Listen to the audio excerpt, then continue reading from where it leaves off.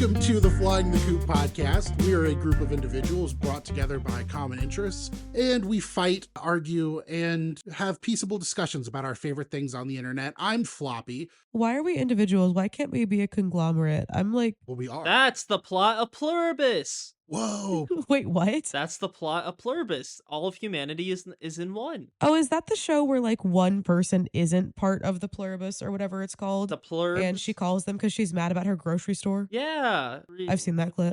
Yeah, and they're all plurb. Oh, man, I got plurb all over myself today. Any of you guys? No. Any of you guys see Better Call Saul? Oh, yeah, big Nope. fan. Howard Hamlin. You would be. My goat Howard Hamlin gets plurbed. No. Yeah, because he's a guest voice. He gets plurbed in both shows. Hey, who's talking right now, by the way? Because I know that I have already said that my name is Ray. Come on, we've done enough of Hammer. Ew. What's wrong with you? You need to leave. Packy, we just started recording. We're like literally 2 minutes in. Welcome, Packy. Did you fly in from the coop? Or, oh, wow. These pretzels are Jesus making me Christ. thirsty. This is great content. Straight out of Coopton? Straight out of Coopton. And then we have one more, and I'm kind of with you, Brendan. I think we have done it, but we could make you mysterious, even though this is kind of ruining To that. me? Yeah. Mysterious is kind of Hammer's job. This is like regulation when they argued about intros. Oh, son of a bitch, I wasn't recording. We have the safety one, right? Yes, the safety is rolling, so Okay. we are good. Okay. While Packy Why are you starts- caressing your fucking mic, dude? Jesus Christ. Who's caressing the mic? Hammer, Correct. do you not hear the sensuality in his voice today? Floppy, Hammer. be gayer, Oh my please. Yeah. Right away. So speaking of being gayer, Ray, I heard that you cried. Did you just hate crime? you Red versus Blue made you cry. Listen, so for some reason, I think it's because I now watch Flying the Coop on TikTok, which that's crazy. Floppy, what's our @, on TikTok so people can follow us there? Flying the Coop pod, I think, but I might change that. Edit it and post. But because I follow Flying the Coop and we Flying the Coop podcast. because I follow Flying the Coop podcast on TikTok, my algorithm has started adding in some Red versus Blue things. And Sure. there was a TikTok to Drag Path by 21 Pilots, which if you know what I'm talking about, you know why I cried. But it was an edit that starts with Red versus Blue episode 1 and ends with what I am assuming is the last episode of Red versus Blue. And it's Griffin Simmons talking about like, hey, did you ever figure out why we're here? And Griff is like, no, but I'm glad it was with you guys. And I saw Sarge's name on a headstone and I like burst into tears. I was not okay. I was very upset. You can't be doing this. So, obviously, Full we meltdown. can't spoil anything. There you go, Hammer. But to potentially put your mind at ease, there's something in season 5 that might explain that away. Okay. Just to read some of the messages to our fans that I sent to the podcast men. A dramatic reading, if you will. Yes. I hate you. I hate that I give a shit about this stupid, supposed to be a dick joke show. I hate this show. I hate this podcast. What do you mean one of the Reds perma dies? I hate you for making it so I can't just watch the whole show. I don't want any of them to die. Sobbing emoji. I hate this. I just want to watch the show so bad. Sobbing emoji. Sorry for crashing out about Red versus Blue, but I'm crashing out about Red versus Blue. Packy was there holding my hand the whole time. I replied. Hammer did reply. I do think it's important. Did I say anything? No, Brendan, you didn't. Well, I do think it's important to note, though, too, and this, again, not spoilery, but there's a lot of debate, and I'm on the firm side that Restoration is not canon. What's Restoration? Oh, that's what you may or may not have seen a clip from. Yeah, I was going to say, have you... We've discussed it briefly, but there's, like, different pieces where people kind of headcanon in the series. For like Hammer, I think Hammer likes all of them, but like someone like me, I'm cool with ending it at 10, and if not at 10, then at 13. But then some people are like, oh no, all of it's canon. The way you said the way you said Hammer likes all of them was like a slur. Where you're like, Well, Hammer. that's because I feel targeted. good. Hammer feels how I felt when you said that me crying over RVB was gay, like it was the mid 2000s. It was really messed up, Brendan. That wasn't me. What the fuck? Take responsibility for what you did. So we are back again. We reviewed some fun stuff. We meandered a little from the path, but we are back on the path of red versus blue, doing our new shtick, which is one person taking us all the way through, which, boy, you guys might not tell it on your side, but it makes this whole recording thing a lot faster and easier because we don't all have to pull up Wikipedia. I think we have a volunteer who's going to be our illustrious guide through another portion of season 3, and I think it's Mr. Hammer Machinimas. Not it. Not it. Well, there we go. So, Hammer, are you... Well, I guess, is anyone prepared to talk about what happened last time? Where did we leave off? Oh, I can do that because I was the one that led the episode. Oh, please do. We went through the beginning of season 3 where Caboose really gets lobotomized and I got really mad about it. Mm-hmm. And we ended on technically episode 5 of season 3, but episode 43 of the entire show where the zealots are teleported to Sidewinder and attack and defeat O'Malley. And then Sarge is unable to disarm the bomb that is in disarm the bomb. Haha. Disarm the bomb that is in church. Yay! They are unable to destroy the bomb in church and everyone explodes. And we kind of get a fun little Tucker POV learning that the timeline got really fucked and everybody that was in Sidewinder got shoved into the future except for church. Where the fuck did Hammer go? Oh my god.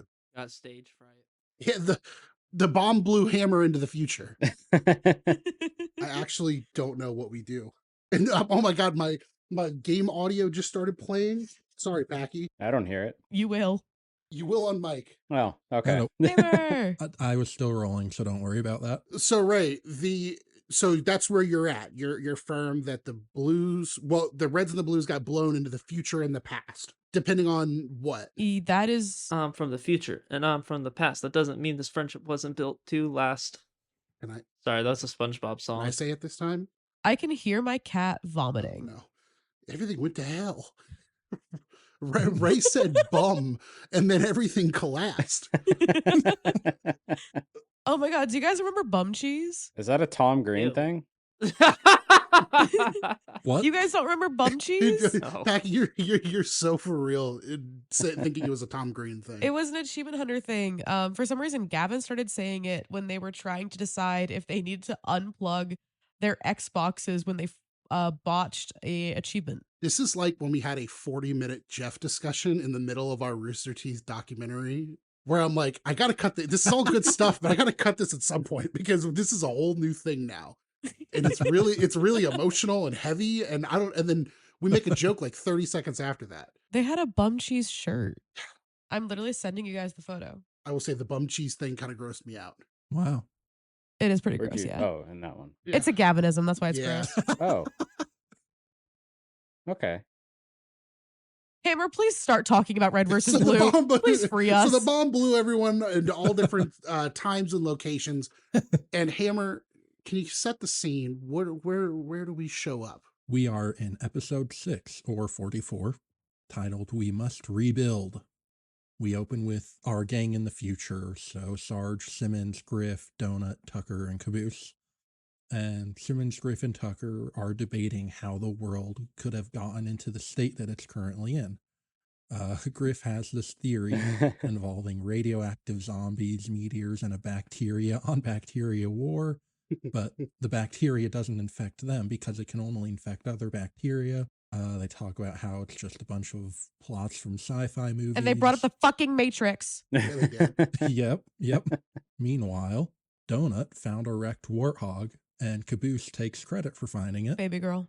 Real. Sarge decides they are going to repair the warthog. even though they don't have any parts or fuel for it. But I'm sure he'll find a way. That's just a lack of creativity. Exactly. We transition to a place on a beach, and we meet up with O'Malley / Doc and Lopez. Part of them. Error. Lopez's head, which the Lopez's head becomes a bit of a gag in the series, as we will come to find out. And if I'm remembering correctly from the commentary, the way they do Lopez's head is they take a picture or screenshot or something of him standing up and then cut it out. That way they can get the accurate Oh, shot. cool. Oh. That's I insane. never actually thought about how they did that. Yeah, I just assumed it was magic at a certain point. Like that's crazy. Well, it's movie magic. Machinima movie magic. Yep.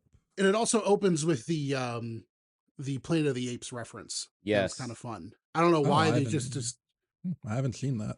Oh yeah, that's interesting. I guess Brendan, our other young, did you know it was a Planet of the Apes reference?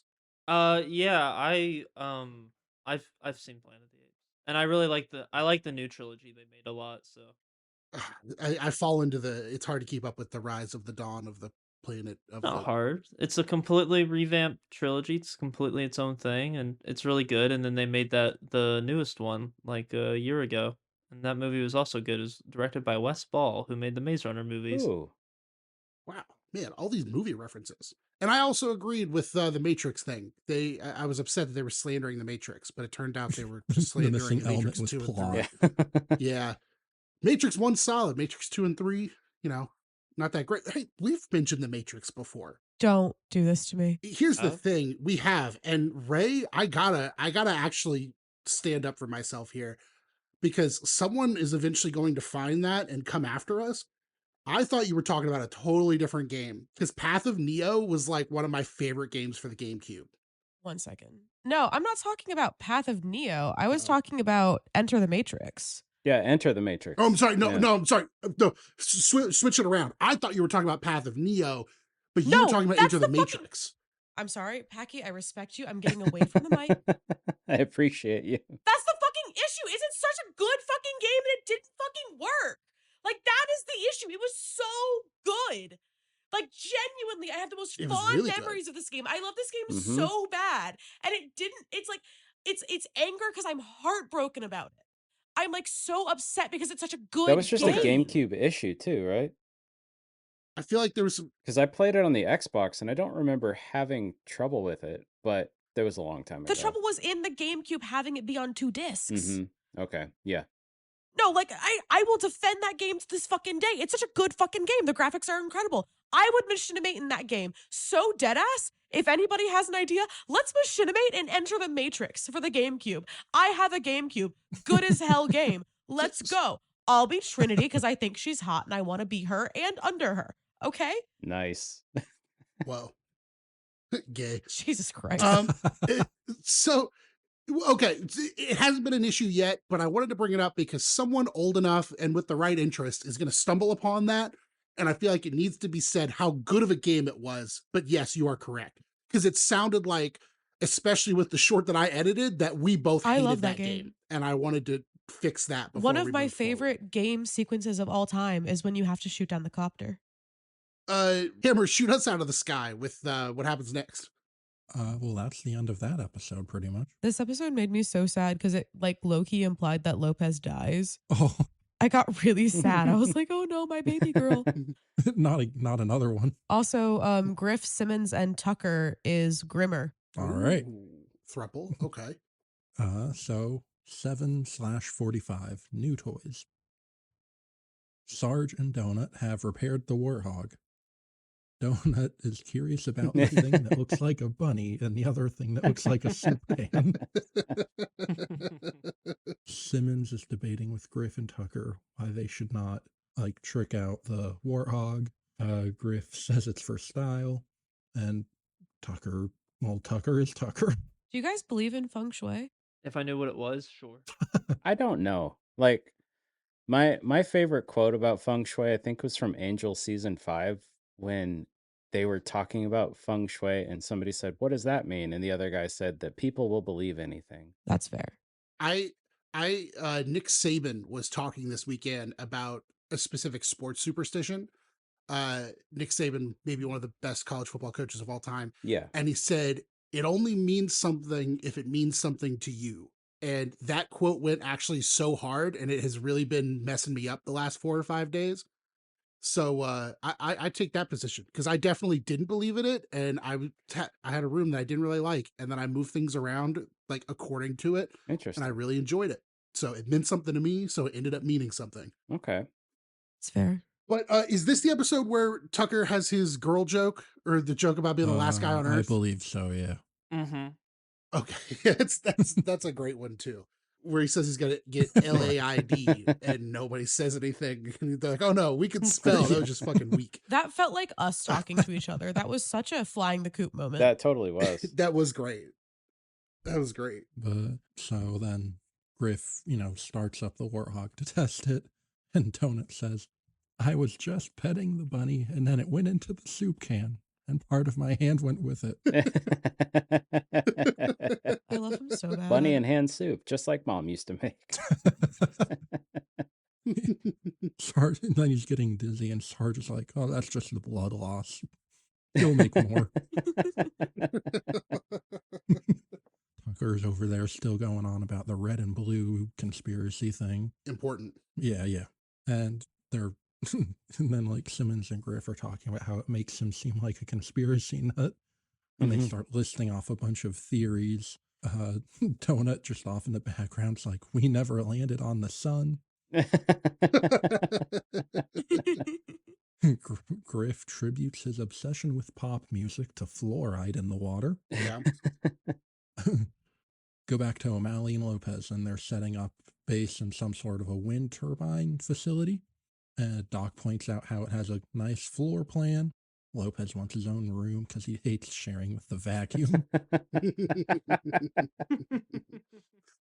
And what was the name of this level in Halo 2? What did they call it? It's the mounds or something. Yeah, hold on. Why am I remembering Zanzibar? Burial mounds. Burial mounds. Okay. Doesn't Yep, make any burial sense. Wait. Are we talking? Sorry, you're talking about Zanzibar. Okay, Yeah. Zanzibar, Okay, yeah. Zanzibar. Okay. Yeah, Zanzibar. Zanzibar. Yeah. The one with the wind turbine, yeah. Also known as Last Resort in Halo 3. That's how I remembered it. I couldn't remember what the Halo 2 one Okay. was. I love how the That's same why. maps Halo have 2's different names in different games. Mhm.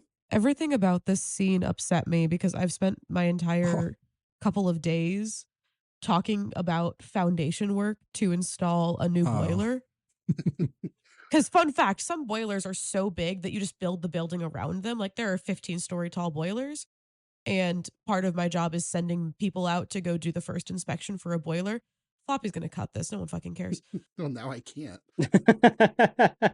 Well, speaking of foundation, Doc is worried that the base needs to be inspected because maybe the foundation needs some work. I wanted to bite someone when that happened. I'm so tired of hearing about fucking foundation work. I don't care. Well, you got to think about resale is the thing. Well, yes. The only thing I want to think about is Riesling. Oh, alcohol. Isn't that a chocolate? Packy, it's a wine that goes really well Oh. with fish.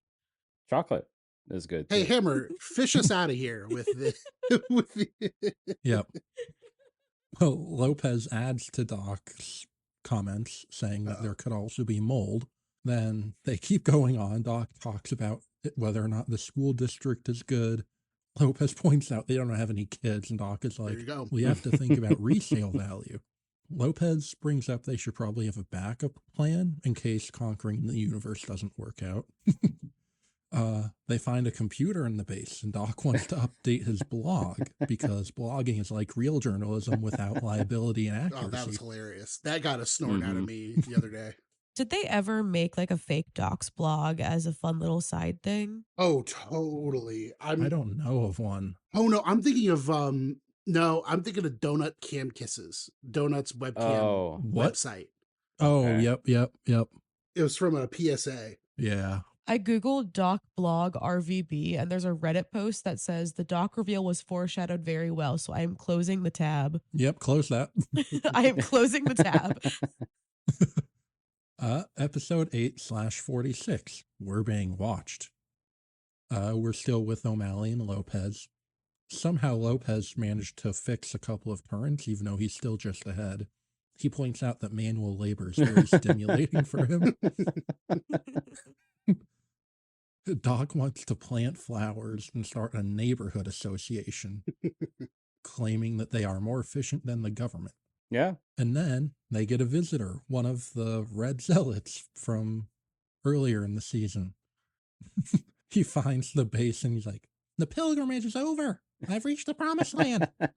What's the logic for him being there? Well, there was a bomb going And off. he was, but like, didn't they say it's because he was standing in a specific place? Well, I think it was if you're in front of church, you go forwards, or if you're behind it, you go backwards. Yeah. Okay. It's pretty okay. logical to me. Frontsies, backsies. Yeah. I love you know everything about Stooges, right, Lopez? Nuck, nuck. Yeah. That always makes me laugh. Yeah, because they're talking about what to do with him. And Doc wants to handle it because O'Malley isn't good at making friends, but O'Malley responds that he's good with Stooges, and then nook. They settle on a compromise, though. O'Malley can manipulate the Stooge, and Doc can decorate the living room with his motivational cat posters.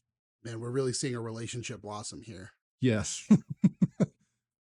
So they bring in the Red Zealot, and O'Malley's overdoing it with the laughing, as Lopez points out. But then as they're sort of walking away, they see someone spying on them. Anyways, back to our other group.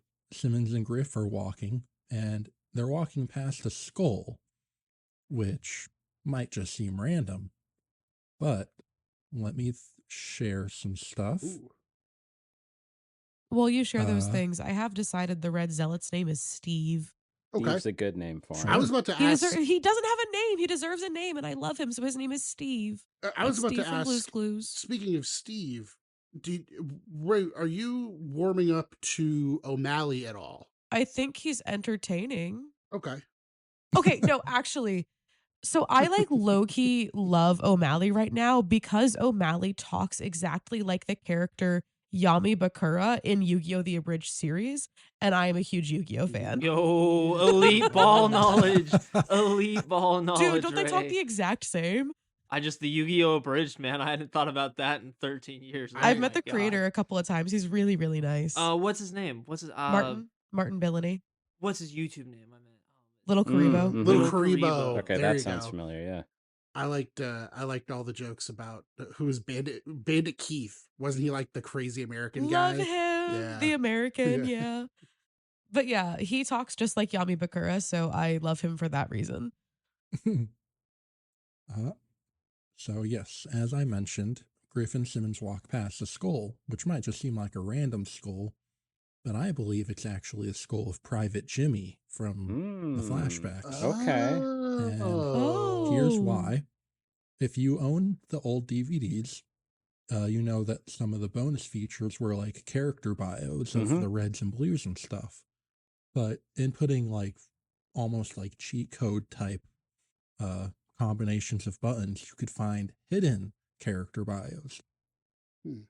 And one of those such bios was for Private Jimmy. Whoa.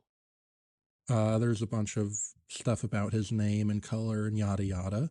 But if we go over to his like paragraph, it says, "Poor Private Jimmy was killed by Tex when she was hired to take out the Blue Army on Sidewinder. While on patrol with Church, Jimmy was caught from behind and beaten to death with his own skull. Since the unfortunate incident, Jimmy's cranium continues to appear in random locations. Considering his head doesn't have any legs, that means someone must be secretly carrying it around from place to place, which is gross when you think about it. So, I think they just walked past Private Jimmy." I love that his description is good kid. Status decomposed. There's a little bit of logistical I guess like credence to back that up if you think about it, because when the bomb blew up, they were on Sidewinder where Jimmy was killed. And then Yep. technically, if it melted everything and it's a new, Oh, burnt up future, his skull could still remain. that's a crazy theory. Yeah. I'm just gonna go ahead and confirm it right here. Oh, all right. Works for me. That's Jimmy's head. Well, what's left of it. But anyways, now that little fun fact is over, Simmons and Griff are talking to Sarge because they think they broke the warthog by parking it in the shade for 2 hours, because they definitely weren't reenacting something from like a movie or TV show. Then Sarge talks about how he converted the warthog to solar. So them parking it in the shade for 2 hours just made it die, essentially. So the three of them are trying to push it out of the shade. Sarge is like, yeah. Meanwhile, Griff is just pretending to push it. Love him. And then, so they finally... Griff is so me. Yep. I just remember what happened. Brendan is laughing because I made him carry things for me on Black Friday because they were heavy. What? I was did like- carry things. He did. He carried a bag of 5 candles for me. Good guy, Brendan. Ally. Yeah.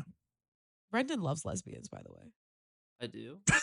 Oh yeah, yeah, I do. You're right.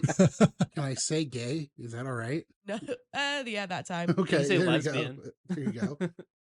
So I love Hammer waiting for like his time to keep going.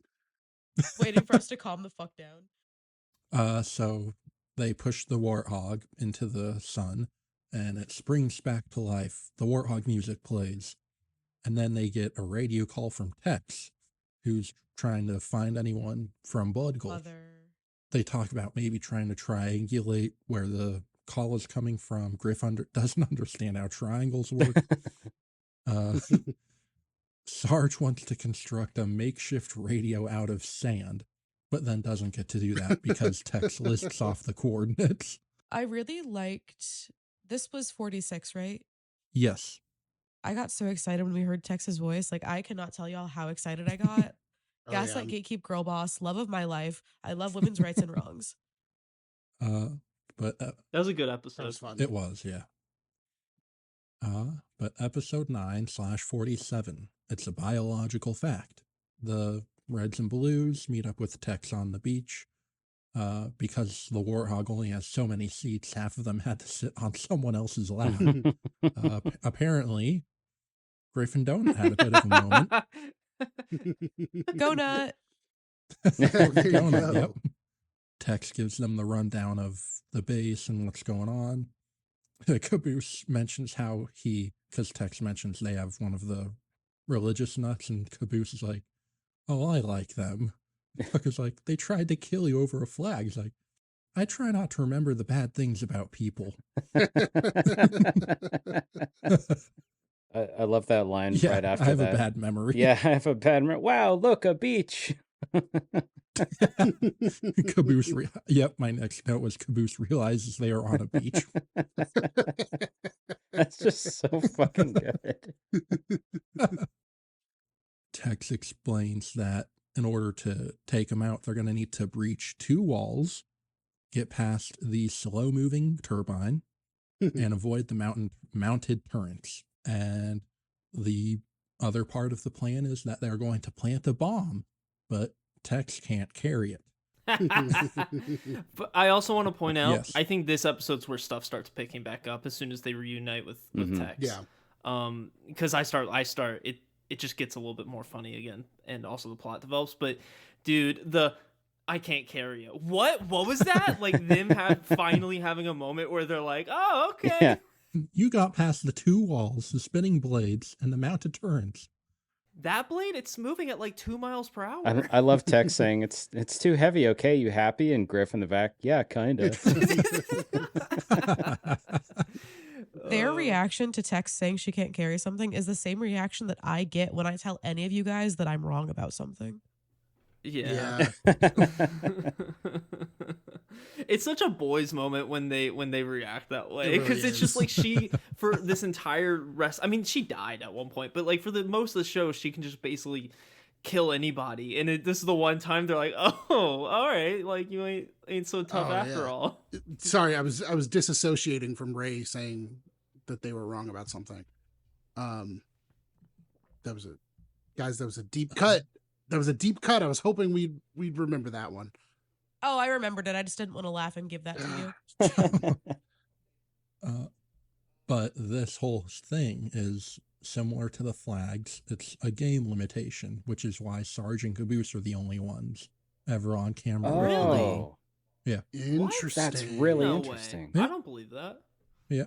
They also have talked about what the bomb, how they got the sound for the bomb, and it was. Because also, Oh, go ahead. I was gonna say, if you pay attention to when Griff goes over to try and get it from Caboose, and he like kneels down, you can't actually see the bomb. Yeah.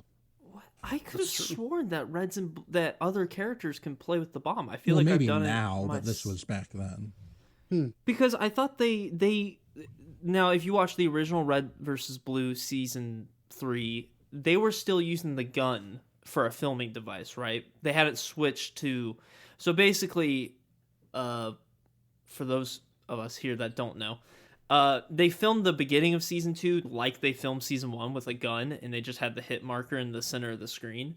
But there was a glitch that was found that let you have no gun in your hand, and it completely made your HUD disappear, basically, for the most part, besides the top and the bottom.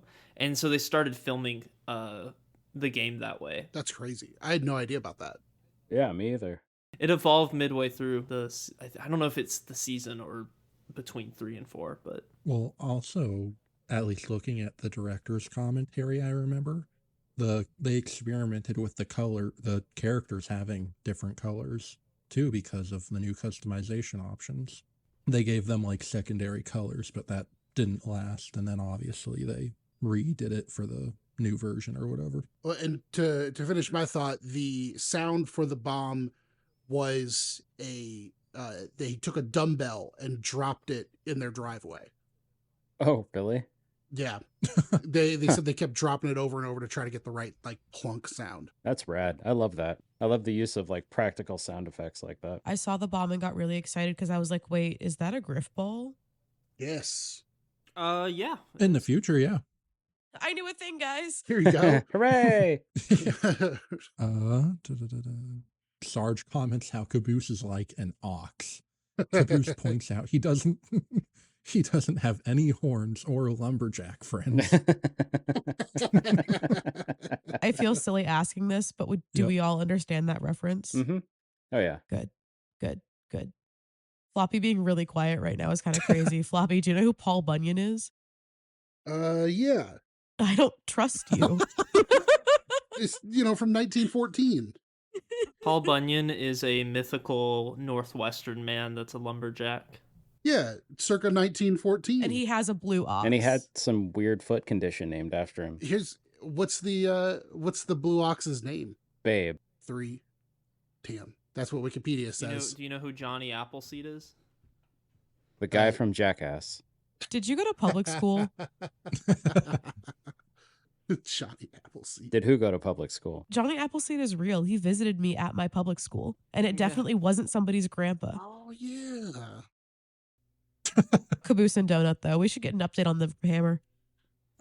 Well, actually, before we get back to them, we learned Doc and Lopez are getting uncomfortable because Steve the Red Zealot has been pushing his flag religion onto them. I love him so bad. Meanwhile, Steve wait. I'm sorry. yep. We skipped over a great line of Caboose can carry the bomb, and they're like, really? It's pretty heavy. And Tucker's like, no, really. Caboose has insane strength. God's way of compensating. God's way of compensating. But yep, the Steve the Red Zealot has been cleaning the base and cleaning the ammo, and he just casually mentions there's a crowd of people gathering on the beach. Oh, Uh, yes, the crowd of people on the beach. Wait a minute. Simmons and Griff are talking to Tex. They don't want to use the bomb because, remember, they need to get Lopez back because of the secret plans command stored in him. Mhm. Oh, yeah. And then Tucker's like, well, just like pay her or ask for a favor. And then Tucker's like, yeah, she'll do anything for money. And she's like, something like, no, I won't, yada, yada. And then he's like, I'll give you $10 to rip off Griff's arm. She's like, which one's Griff? Which one's Griff? And then Griff points at Simmons and said he's Griff. Oh, yes, yeah. He was like really quiet, but he's like, no.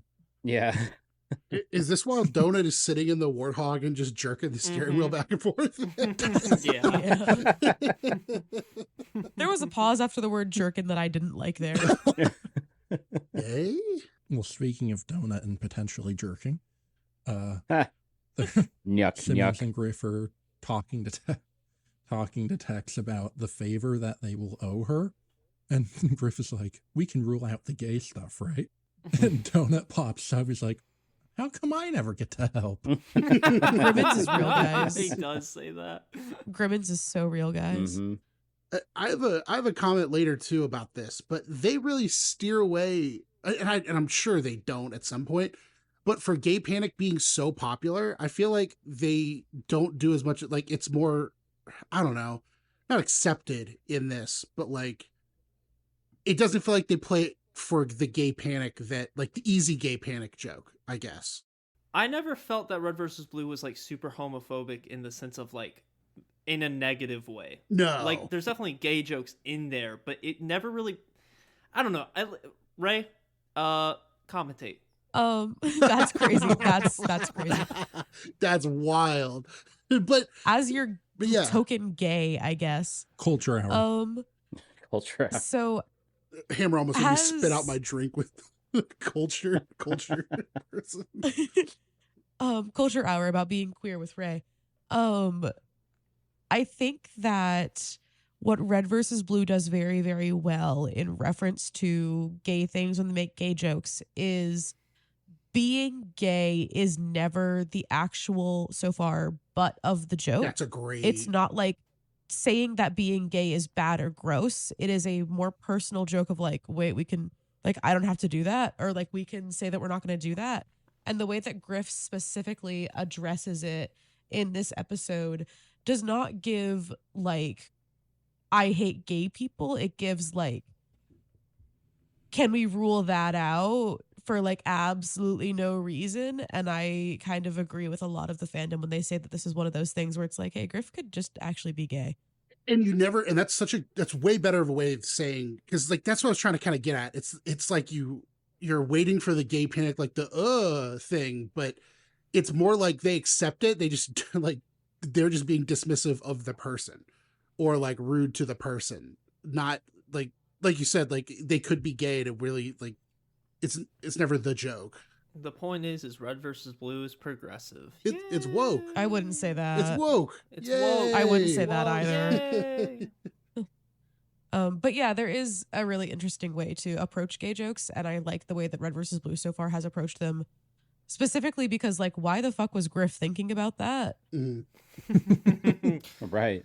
Your deep wishes are coming true. Exactly. It makes the joke focused on like what he wants to happen, and he is denying his own wants for that to happen. So And there's a joke coming up that really made me, that's the one that actually made me think about it. But then when we hit this one, I was like, oh, it happens more often than I thought. But yeah. Then the episode ends with Sarge coaching Caboose how to lift and carry the bomb. He's like, "You put your back into it. Your back is the strongest muscle in the body. Groin it out."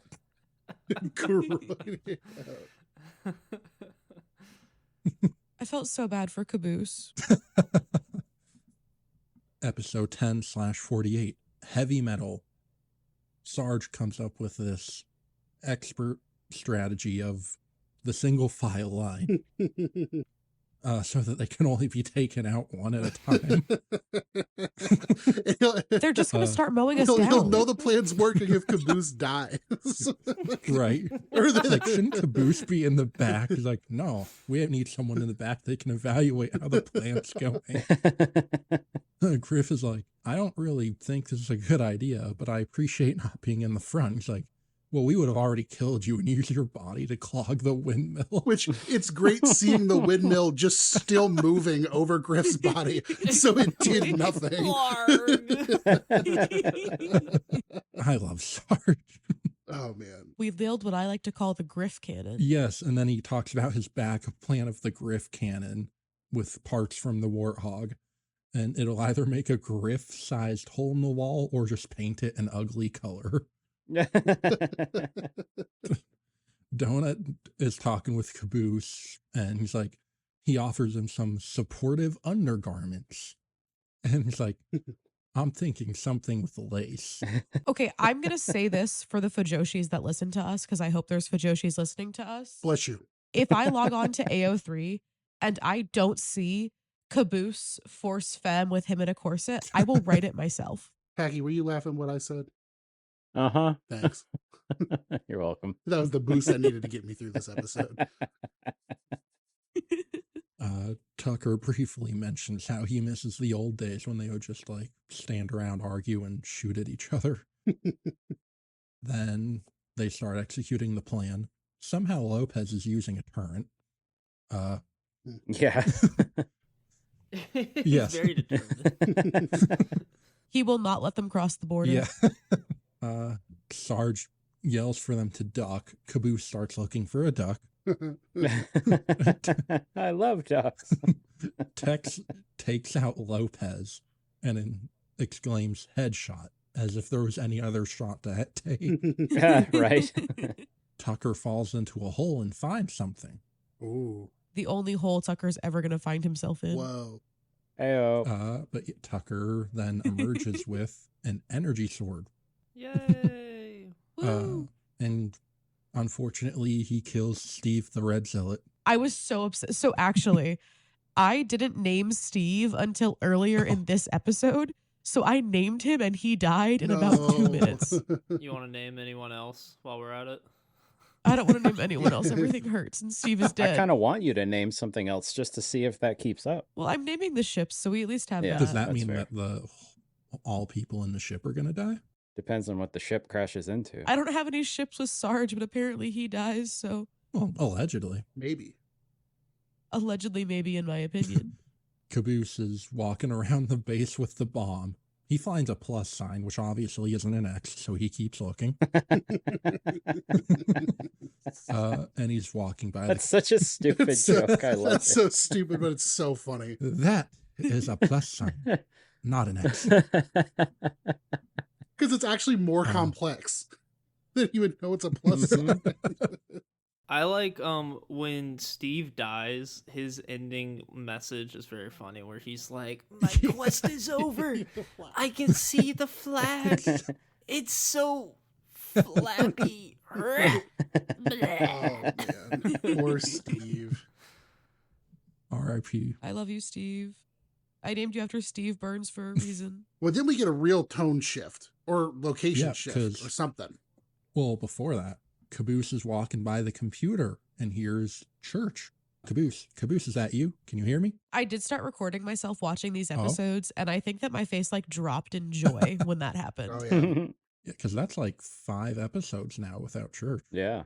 But to say, Mhm. Church is my favorite character, and yeah, his absence was noticed by me. I always enjoy when a show has a big break with a character. Like in Avatar: The Last Airbender, there's a number of episodes with Appa missing, and it always has a good payoff. And especially in Red versus Blue, Ray, I know you haven't seen it, but Church comes back with a vengeance, and it's Oh yeah, awesome. like we're getting to like my favorite stuff in all of Red versus Blue coming up with like the time issues. Yes, which is why I'm very thrilled about doing the recap. Yeah, you have a next good week. set.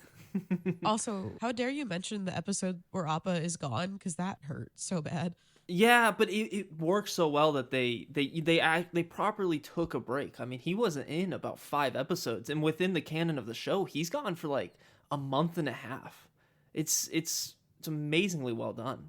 So what Brendan is saying is we all need to take an episode off from the podcast so our viewers can decide they either miss or hate us. Well, I could just do my podcast that they all want me to do now. Oh yeah, Hammer reads the Hammer dictionary. Dictionary. Oh no. Bro, I'm gonna need you to be a little less sensual on the mic. It's interesting. So the remasters do not usually include. So the original episodes. God, I'm such a fucking dork, Jesus. The original episodes used to include the bum bum ba bum bum the intro theme with the title and stuff. All the old episodes used to, I believe. I'm right, right? I think Floppy? so. Yeah. Hammer? Yeah. Sounds right. Okay. And this one they include it because it is this really cool Rooster Teeth digital, like 8-bit or whatever. Oh, version it of looks so cool. Yeah. Oh, it's yeah. so cool. It's Oh yeah. I gotta ask you guys something. Yep. If when we were doing the Appa stuff in Avatar, when we started talking about that for a minute, if I said this is the Flying the Bison podcast, would anybody have laughed? No. Okay. No. Thanks. But we should go back and watch Avatar. Okay. I've never seen finished it. I've Avatar never seen it. actually. I'm Hey, currently rewatching thank it you. as we speak. Wait, you guys haven't? No. Oh my God, we're totally watching Avatar next. This is the reason I asked, because I rushed to Chat GPT to ask it what is a Flying the Coop name based on Avatar the TV show, and it said Flying the Bison, and I wanted to test if you guys would laugh at it. Boo. I don't know. AI I don't know use. what an Appa Boo. is. We should most certainly watch Avatar. I'm currently rewatching it for the first time in like a year, which I usually rewatch it like every 4 months. I think it's a better show if you haven't seen it before and you've only in your first time viewing it is as an adult. I think it works better Oh, because that's how okay. it was for me. It's been on my bucket Cool. We list. should watch it at some point. Yeah.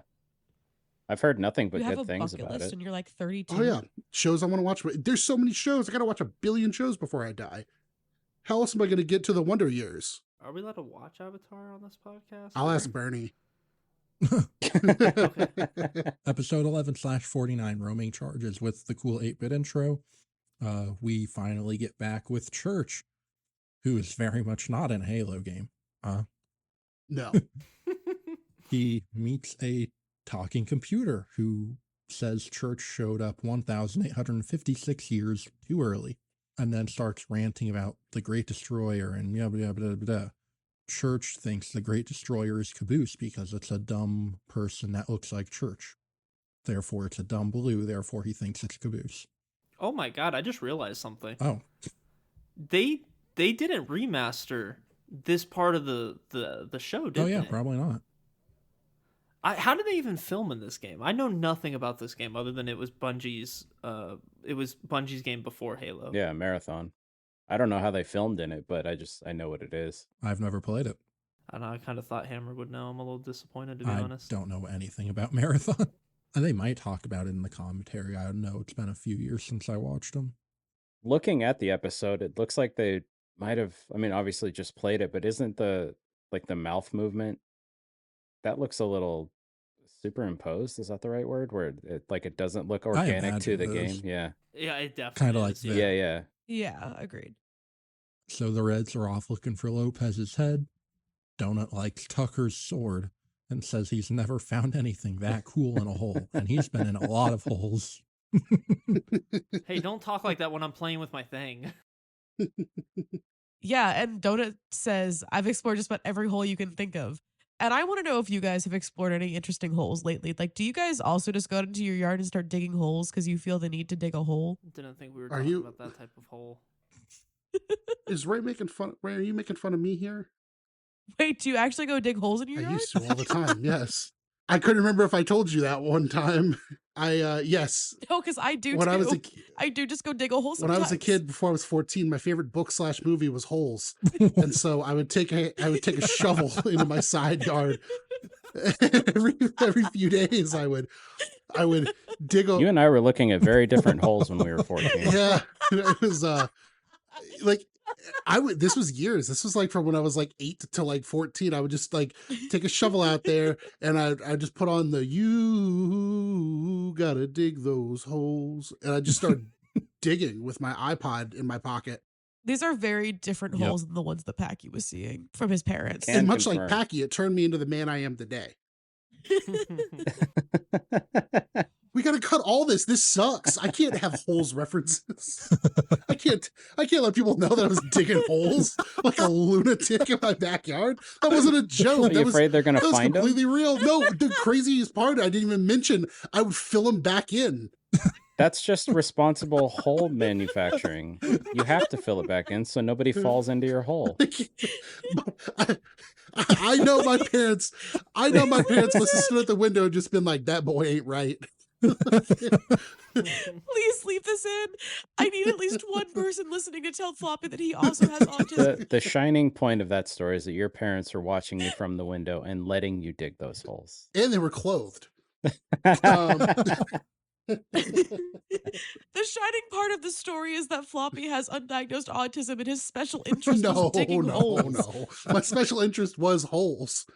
It was just all types of holes. Oh man.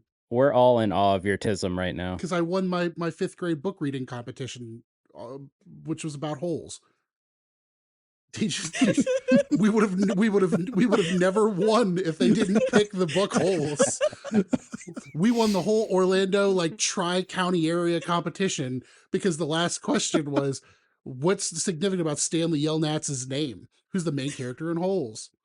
And what's the answer? It's the same forward as it is backwards.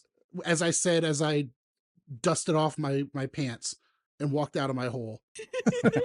I'm so glad you left your hole to be here with us today. If I had a yard that I didn't rent, I'd have holes all over it. That was the one rule my parents made. I couldn't dig multiple holes. I could only dig one hole. And I had to keep filling it back in. Guys, we all go to Homebrew Austin and just dig a hole together. Mm-hmm. I did. When I was 18, I convinced my friends to dig a big hole, and they were like, "Why are we just digging a hole?" I was like, "Well, we got to."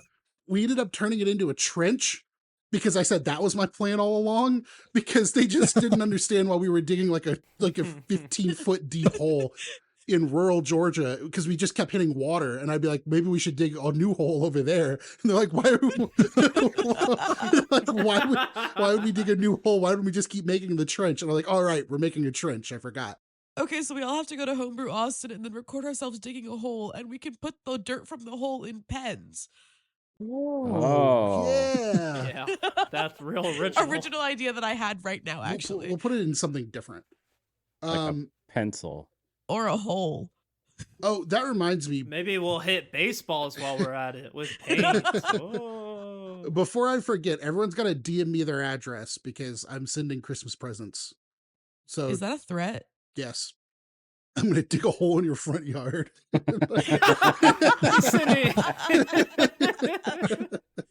and I'm fast too. You'll just come outside. He's got years of experience.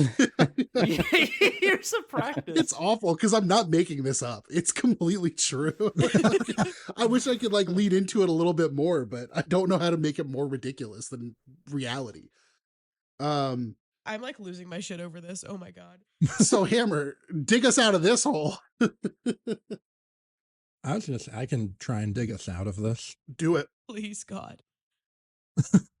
So back with the gang by the computer, it's very clearly a recording left by Church, and Caboose does not recognize this and is trying to have a conversation with him. He's like, Caboose, can you hear me? He's like, yes, I can hear you.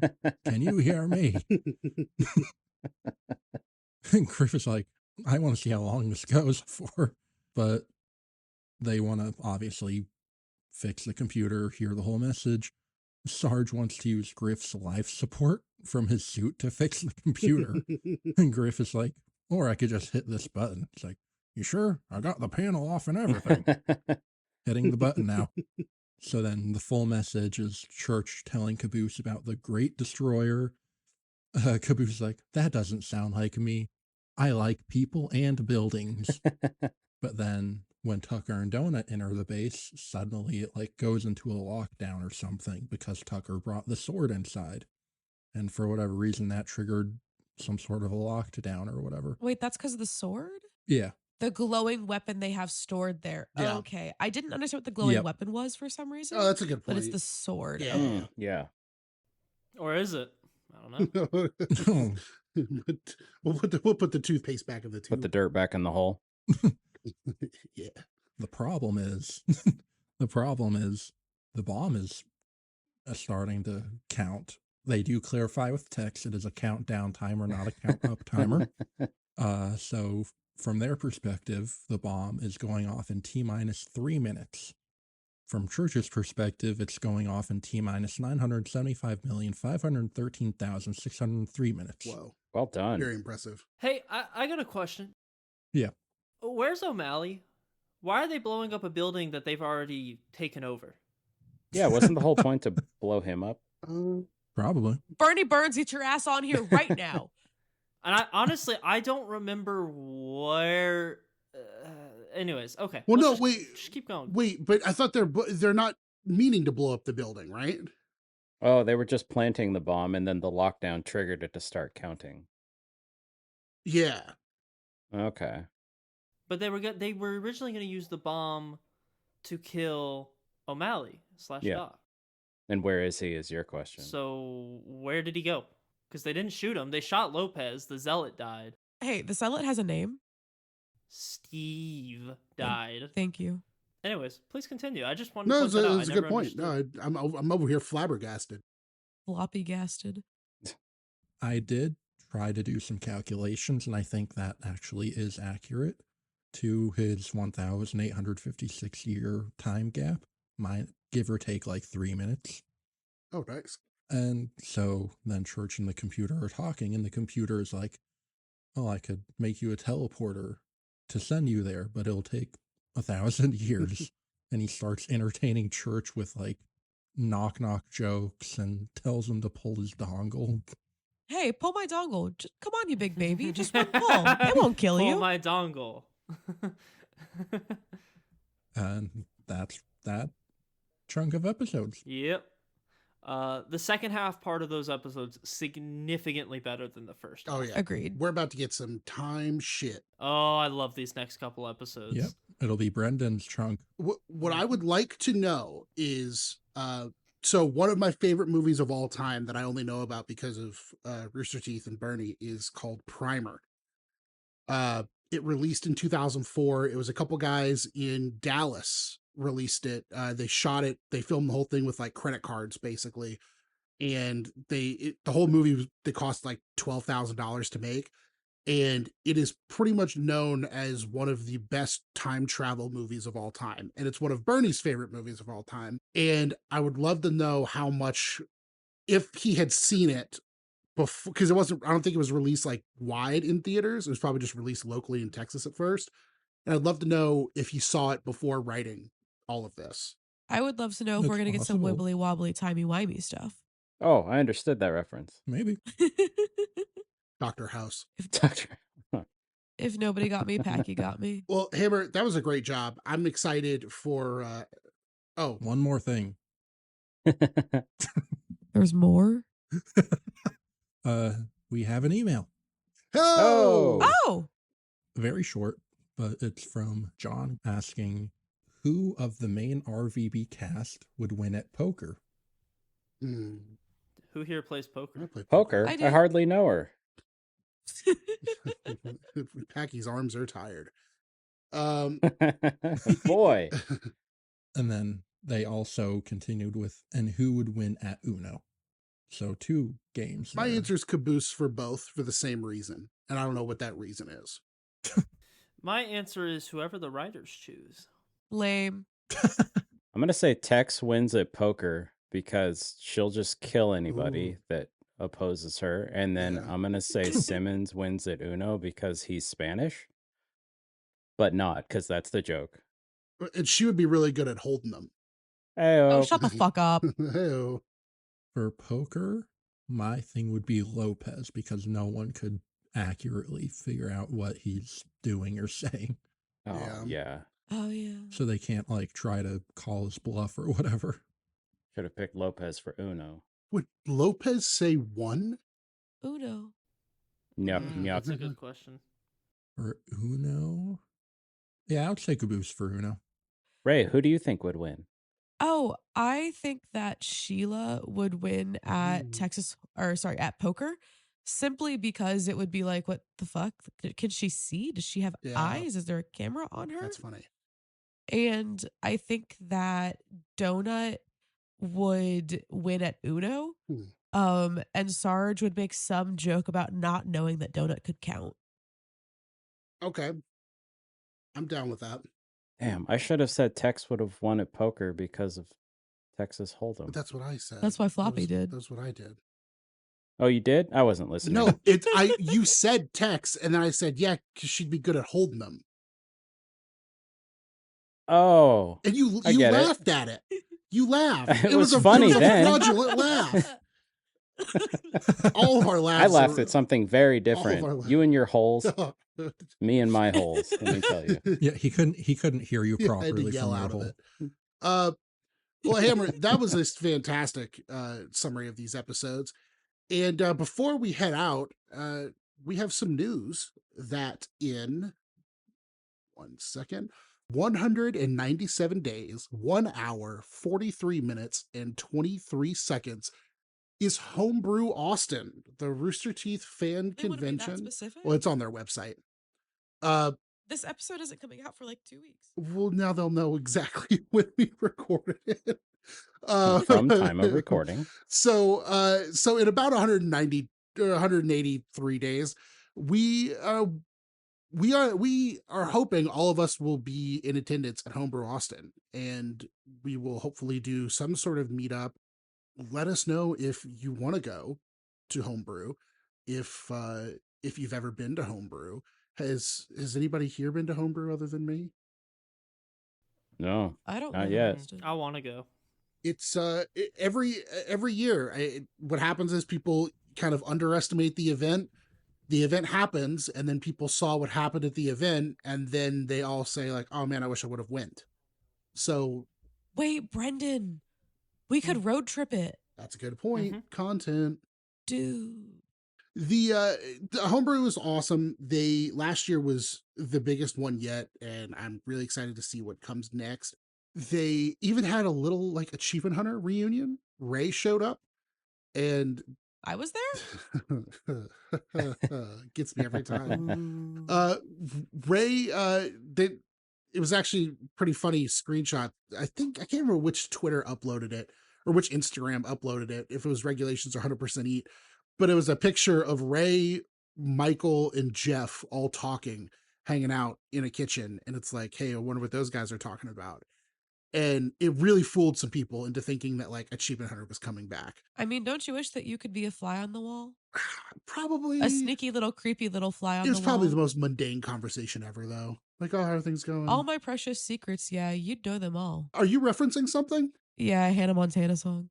Oh. Actually, I don't even know if that's a Hannah Montana song. Give me a second. It is. It's the theme. Putting it together. Oh, I'm sorry. It's a Miley Cyrus song on her Miley Cyrus breakout album called Fly on the Wall. I remember when Miley Cyrus was naked on the wrecking ball. I was like in 6th grade, and it was a huge deal on the school bus. And I thought she was gross. I was like, ugh. We gotta end this fucking recording, guys. Somewhere in America, Miley Cyrus is twerking. Yeah, this has been season 3.2 of Flying the Coop. For next week, we should announce for next week, I think we're watching episode... I already put it in our chat. 50, 51, 52, I believe. Yep, because it's about 35 minutes. And that's like the full little package. And yep. So watch those 3 episodes, and I'm gonna be your host next week. It's good. It's the Brendan Show. Next week it's the Brendan Show. Hey, what's up? It's the me, Brendan everyone. Show. And I do. Hey, so much stuff will be said. So much stuff will be cut. So much stuff will be said. Even more will be cut. It is also. Someone pointed this out in a short on YouTube. They did not know that we had a Discord server. So if you. We don't. Well, we technically don't yet. Yeah, technically we don't. We are currently using the floppy disk repairman server. And so if you want to be in a Discord server, we have like 200 members and everyone's pretty friendly. Comment wherever you are. I will read it and I will make sure you get a link to it. because we had someone join today and said that they wish we had a longer backlog. So, and that person was Hammer, actually. Incorrect, but I Hammer agree. said he wished we had a longer backlog. But you did say you wish we had a longer backlog, which was a really nice thing for you to say. Well, Hammer. because it's 2 wins. It means we recorded more and I get to listen to more. There you go. Heard that. So this has been Flying the Coop. Thank you for hanging out with us. I've got to go dig a hole. So, Yeah, me too. we'll meet in the middle. All right. Bye. Bye. I'm kind of sad now. Why? It's over. The episode. Well, we have another one next week. I have to go to a funeral.